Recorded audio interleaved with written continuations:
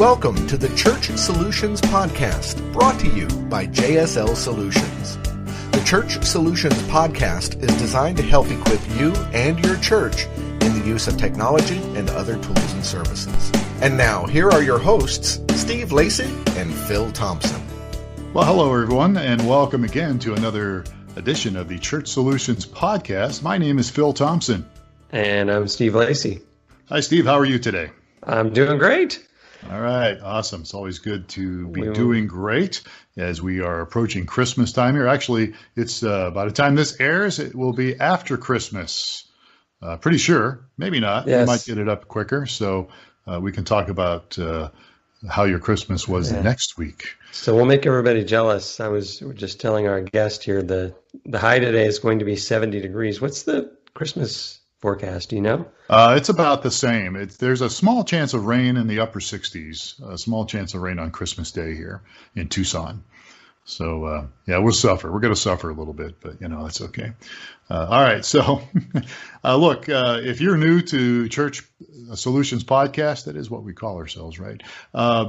We are a tech company, actually, that helps ministries, churches use technology. And one of those is streaming video as well as mobile apps. And we've got some content management stuff, website templates. And today we are going to talk about streaming video. Yes, we are. And streaming video equipment.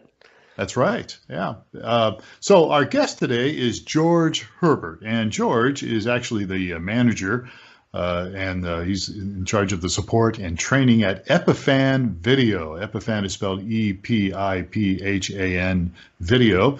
And we're going to talk to him today because we're actually working a little bit with Epiphan. There's a Webcaster X2 that we've been playing with a lot and really like it. So we're going to talk a little bit about that. It's a great box for streaming video. And so if you've thought about streaming video, or maybe even you're doing streaming video, this might be something that would be a good alternative. Steve, you like it a lot, right? I do. We've done more than just play with it. That's we right. have integrated it into our system. So that's right. All right. So with that in mind, let's introduce George. George Herbert, how are you today? I'm doing very well. Thank you. Appreciate you coming and being with us today. Now, where are you located at? I am located in Epiphan's head office, which is in Ottawa, Canada, and so our weather is not nearly as nice as yours. Today we're at about -6 Celsius, which is about 21 Fahrenheit. So, okay. Hey, I was watching one of your, and we'll get to this in a little bit. You guys have a live show on Thursdays, or? We do. Record, and there was snow. One of the videos had snow in the background. Was that really snow? I mean, it was looking in the windows in the background, or did you guys manufacture that? Well, we do have snow, but that particular show, I believe that was last week's show when we were having a little bit of fun doing an AMA and Ask Me Anything. That was actually a green screen cheat. We were we were pretending that it was actively snowing. It wasn't that day, but we have a few inches of snow on the ground. Yeah, well, it was really pretty. I liked it. I was impressed. So, George, we're going to just kind of jump into this. You are involved with this company called Epiphan, and you've been involved for quite a while now. How long have you been with these guys? I've been working for Epiphan for around about 9 years now, in a few different forms, I guess, primarily with customer support, starting out at a very basic level as the company has grown and kind of grown with that company. Yeah. What's the history of Epiphan? Actually, to tell you the truth, until recently, I'm not sure I was exposed to him, but I'm not the AV guy at our church, and so right. I don't get out much. So what is the history of Epiphan? Yeah, so Epiphan has been making video capture products in some form or another for over 15 years. Originally founded here in Ottawa, Canada, by a couple of tech guys from other companies. Ottawa used to be known as Silicon Valley North, in the sense that for Canada, it was the major tech hub back in the late 90s, early 2000s. Unfortunately, there was a little bit of a collapse sometime, but it's still very busy. I mean, I look out my window and I can see just about every major tech company you can think of, even some like BlackBerry and things like that, and Apple and a few other offices I can see from the windows of my office here. But basically, we started with USB capture devices, taking old VGA signals and bringing them into computers over USB. And when we first started doing that, such a thing didn't really exist. It's so commonplace today to use USB capture cards, but 15 years ago, that was a crazy idea. And basically we grew from there. And today our focus is primarily on hardware-based solutions for live streaming and recording. Things like the Webcaster X2 and other much more involved and professional grade devices like our Pearl Mini and Pearl 2, which I'm sure we'll touch on later. Yeah, absolutely. I just want to jump in here. I'm going to get us off track again, but are you from Canada? I don't think you are. I am. Are you from? Oh, you are from Canada. I am. Yeah, I'm originally born in Toronto and now live in Ottawa and have for over 20 years. Okay. All right. Well, good deal there. I wasn't sure. All right. Steve, I cut you off. Go ahead. I can't remember what I was going to ask, so I don't know if you did cut me off. That's what happens when you get old. So you help with the support. So what's a typical day look like for you? So a typical day, in tech support, it's like most places. We're dealing with Epiphan customers, whether existing or prospective customers asking us pre-sales questions about our products over the phone, live chat through our website, email, assisting our partners with doing product demonstrations online, assisting our sales team with any technical questions generated from prospective clients they're talking to, and of course myself and a couple of other team members as well. We're heavily involved with our marketing group to produce video content, do media interviews, podcasts, and so on, to really sort of get out there and talk to people who might be interested or might never have heard of us, like Steve, until not long ago, and really introduce ourselves and open it up to the possibilities of especially live streaming. That's such a big thing now for everyone, from just about every level of usage. It's such a huge market. Yeah, absolutely. Yeah. So we've connected over this product called the Webcaster X2. Mm-hmm. And it's a fairly new product to Epiphan, right? Why was it developed, and what niche does it serve, or how would you explain the Webcaster X2? Yeah, so Epiphan traditionally has focused much more on more industrial or professional grade appliances and devices historically, but the lines are starting to blur where as the demands for live streaming and recording and all these kind of things start to become much more mainstream, we identified about 2 years ago that there was this niche where people who want to maybe today they're currently using a smartphone or a tablet and live streaming to platforms like Facebook or YouTube. And quite honestly, it doesn't look that great when you do it that way. Certainly smartphone cameras have come a long way in the past decade, but they still have a lot of limitations. And so what we looked at was, how do we take a professional grade camera and make it as easy to use for live streaming as a mobile device? And out of that came the Webcaster X2, something where we can connect an HDMI signal from a high quality camera, but make it as easy to use and easy to integrate with a live streaming platform as you might with the app on your smartphone. And so it took a little bit, but we did accomplish that. Webcaster X2 has been out for a little over a year now, I guess. And one of the areas that we found really exploded from a market segment was with churches, and we didn't really expect that, but in hindsight, we probably should have. And that's been our number one market for the Webcaster, believe it or not. And of course, that led to working with you guys, which has been excellent.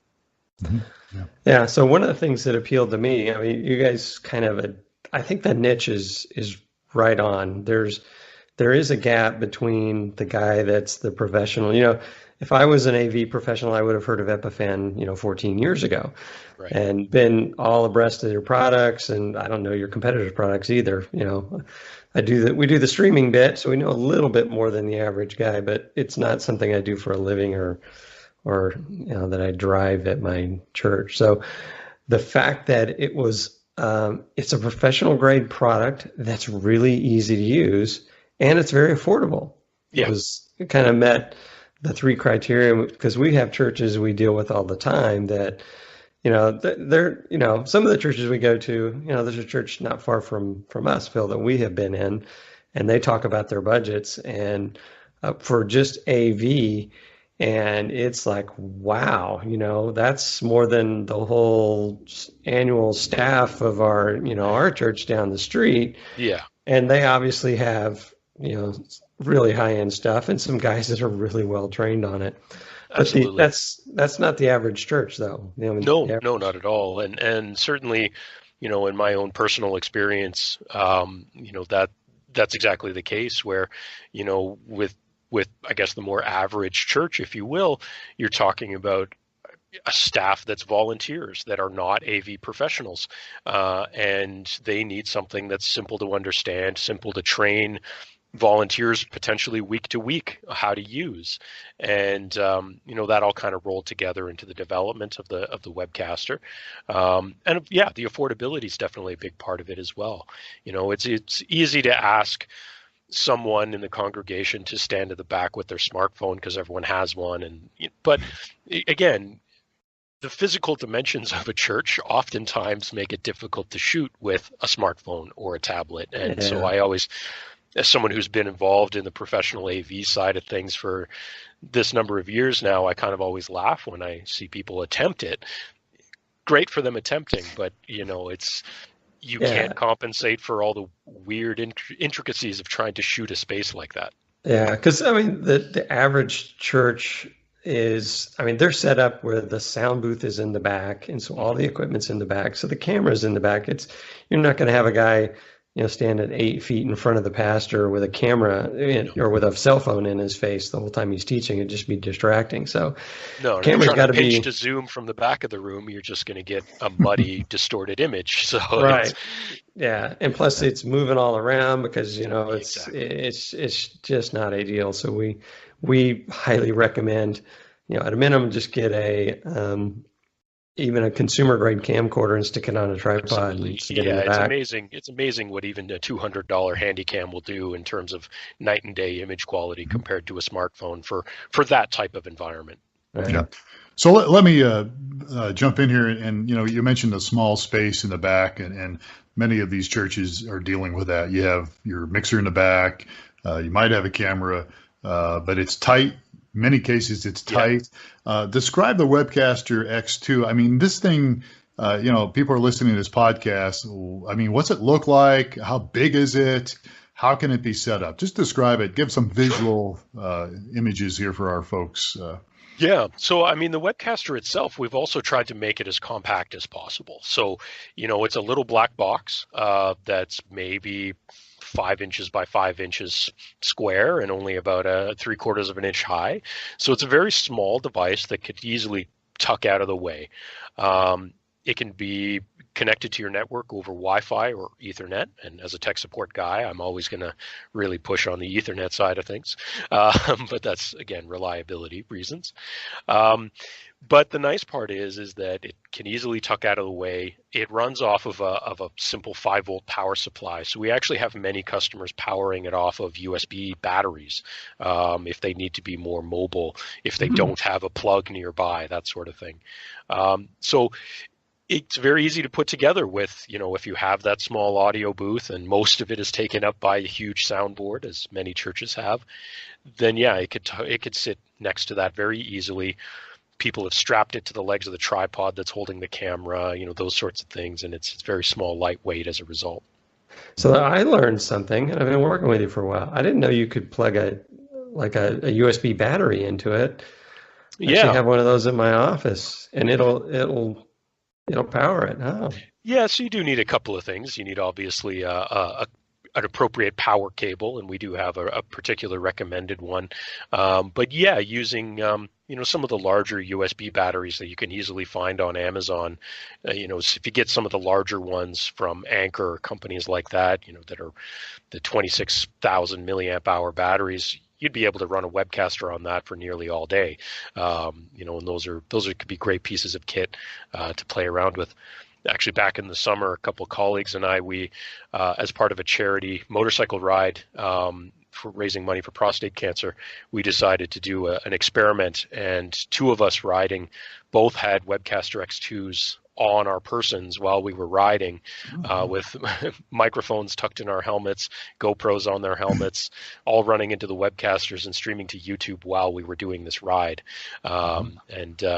Just powering off batteries and things directly connected, and it was pretty successful for the most part. Wow. And that's using, I guess, a cell phone signal? Do you have a...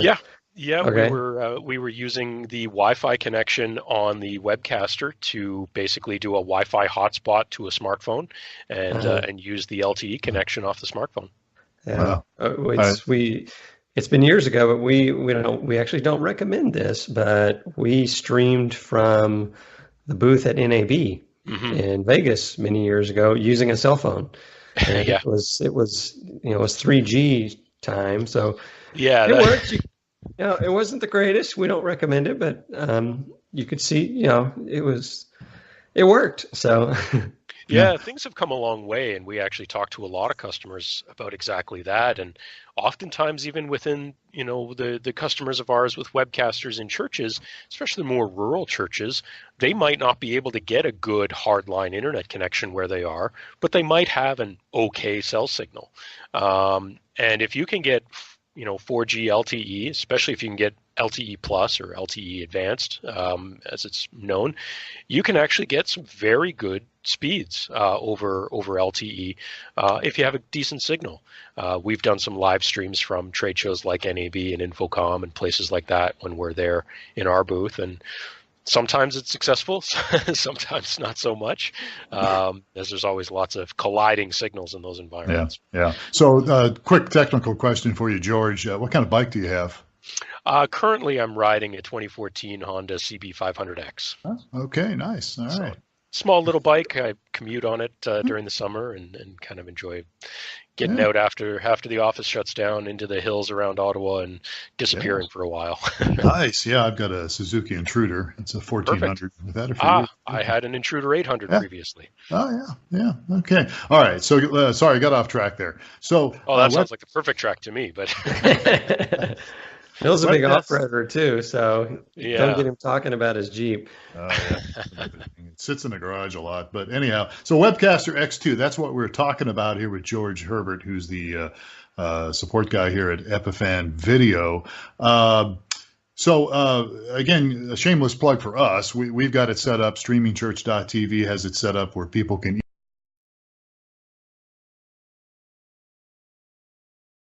has done a lot of work on that, so it's easy to pair, and people can start streaming if they wanted to stream with us. StreamingChurch.tv, and it's I think a pretty good fit. Yeah. It skips a bunch of steps, and one of the key ones we recommend if you're going to use a computer and an encoder is you need a video capture device. And one of the nice things about the Webcaster is it's about the same price as the video capture device we recommend, and that's all you need. And then the setup is, rather than trying to figure out how to get resolutions and audio feeds and bit rates all figured out, this thing is just super simple. You go to you plug it in, plug your camera in, plug it into your network, and it displays a pairing code on the front of it, and you go to our admin panel and you put that code in, and you put the right code in, and then all of a sudden there's a stream button. You just hit stream. It's super simple. You're rocking and rolling. So I'm sure there's some people listening to this podcast, tech people, and even some pastors that we have asking, okay, this sounds really good, but what's the catch? What's the price? Well, the retail list MSRP in the U.S. is $299. So I mean, it's a very low cost of entry, as Steve was saying. It's about the same price as your average capture card on the market today that you might pair up to a laptop. But of course, as Steve was kind of alluding to, the big advantage is that you can strip away that laptop side. You don't have to have that part. When you're starting to use encoding software, whether it's a Wirecast or a vMix or an OBS or all these, very common ones that people are used to, you still have to have a pretty powerful machine to pair up with that capture card to make it any good. And so once you're talking about spending, now my pricing might be a little off since I have to deal with the wonderful Canadian dollar. But if we're talking about pairing up a $300 capture card to a $1,500 to $2,000 laptop, that's not a low cost, and that's not a low point of entry. But if you can take a $300 Webcaster X2 and accomplish the same stream without that $1,000, $2,000 laptop, you're ahead of the game. And in addition to that, don't get me wrong, I'm happy to sell people a capture card as well because we make those too. But sometimes training volunteers on complex software like a Wirecaster or vMix is not an easy thing to do. Anyone who's done any sort of tech support, like Steve and I do, trying to guide someone very new through setting up Wirecast, that's an adventure. Whereas being able to say, here's your pairing code, you're done, that's very ideal. Yeah. So let's talk for the guy that's out there and like, oh, but I don't want this wimpy little thing. What are the specs on it? Resolutions and bitrate capabilities, and what else would people care about? Yeah, so it is, it's definitely not the absolute best streaming you're ever going to find on the market, but it fits within the 90% of what people actually have the capabilities to use, especially when we're talking about internet connections and bandwidth. So the Webcaster can bring in up to a 1080p input. It'll take 720 or 1080p, and it can encode at a bit rate of up to 4 megabit, which is usually sufficient for most people's needs, unless you're trying to shoot the latest Michael Bay action movie. That's going to be more than enough typically for 720 or a 1080 stream. Making it very simple. And the nice part there is that most people, if they have a pretty decent internet connection, will be able to manage that. Typically for a 4 megabit stream, we would recommend having at least a 6 megabit upload speed to make sure you have some headroom there to compensate for any variance. But most people in a decent area should be able to accomplish that. Even if they can get a decent cell signal over LTE, they can probably manage that. Yeah, absolutely. So we've got a couple minutes left here. You do have other products that people can stream with. Absolutely. Tell us briefly about those other products. Well, as I mentioned previously, in the history of the company, we've done USB capture cards. We still do that. And, we make extremely durable industrial grade capture cards for USB 3 that'll bring in HD or even up to 4K over USB 3. If someone so desired to still go the software route, we're happy to help them with that. We also make much larger hardware appliances above the Webcaster X2. So above that, we would have something like our Pearl Mini. Again, very similar. It's a standalone all-in-one box where we can bring in 2, sometimes 3 video signals simultaneously at up to full HD. Do mixing and switching, bring in professional audio, control it from a touch screen built into it, record and stream to multiple platforms simultaneously, all on one small, easily portable box. So again, another great fit to put in that audio booth without taking up a lot of space. It's smaller than most people's laptops in terms of footprint. And above that, we have its big brother, the Pearl 2. The Pearl 2 has some 4K capabilities. It can take up to 6 full HD inputs to do mixing and switching between, again, professional audio with XLR inputs and stuff like that. And we've seen a number of those used in the mega churches, if you will, where they might have 6 cameras that they're switching between. The Pearl Mini, again, when maybe that middle-sized church where they have 2 cameras, something like that, is a great fit. But we have a lot of customers even still just using the Webcaster, but putting a video switcher in front of it. Take something like a Roland V1 and put that in front of the Webcaster to expand its capabilities while keeping the encoding part minimal. Yeah. Good stuff. Good deal. All right. So we still got a minute here. So you do a Thursday show, or at least you're on a Thursday show occasionally. Tell us how people can watch you and maybe some other people from Epiphan on, I guess it's on Thursdays. Am I right? Absolutely, yeah. We do a weekly show live at Epiphan every Thursday at 3 o'clock Eastern. And basically, we discuss various different technological things surrounding live streaming, whether it's our products or otherwise, or theories and all kinds of things. Of course, that could be found on all of our social media channels, Facebook at Epiphan Video, YouTube, Epiphan Video, and of course, on our own website at epiphan.com.